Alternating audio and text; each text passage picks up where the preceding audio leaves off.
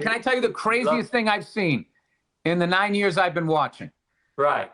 And MotoGP was I don't know what track they were at, but it was this long straightaway where they get up to like 210, 213 miles an hour. And then there was a hard right turn.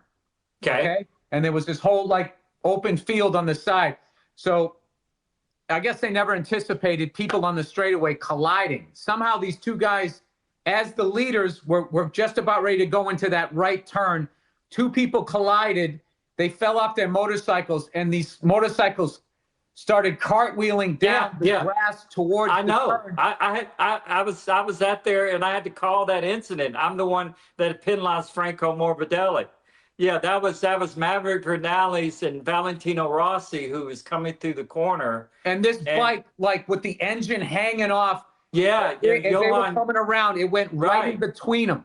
Right. The chances, Bill, of the two bikes going through in between Maverick Vinales and Valentino and not hitting them was 1 in a million.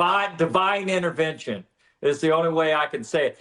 We were watching it, and I couldn't believe what we were watching. And it was Johan Zarco and Franco Morbidelli who got together.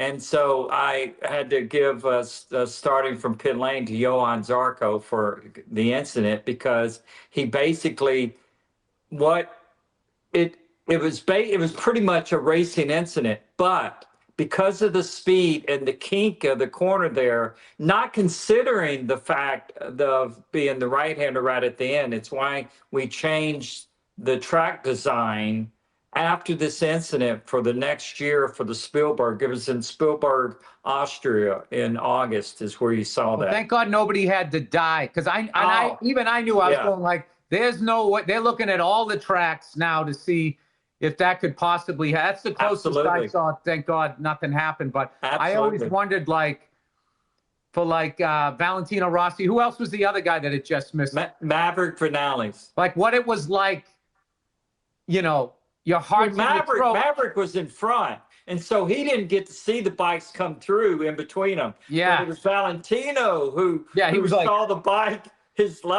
Saw the bike like cross right in front of his bike. Oh my God! Yeah, it's not something you would like the balls to be like, okay, start racing again, and be like, yeah.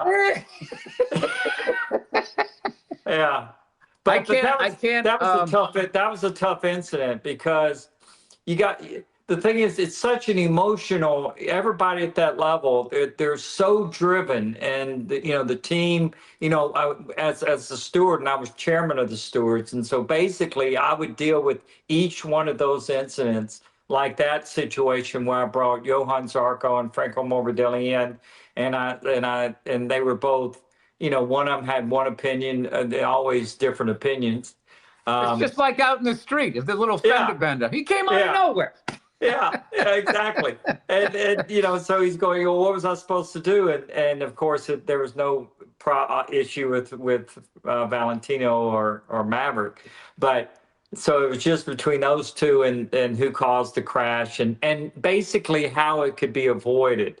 And there's so much, where you're looking at it, where it's perception of the incident, where you're looking at it objectively. And you obviously, it's not about personalities. And, that's why being a steward or even a referee, you see referee, games, it's extremely difficult, because you can see, you make half the people happy. Most time, no one's, happy with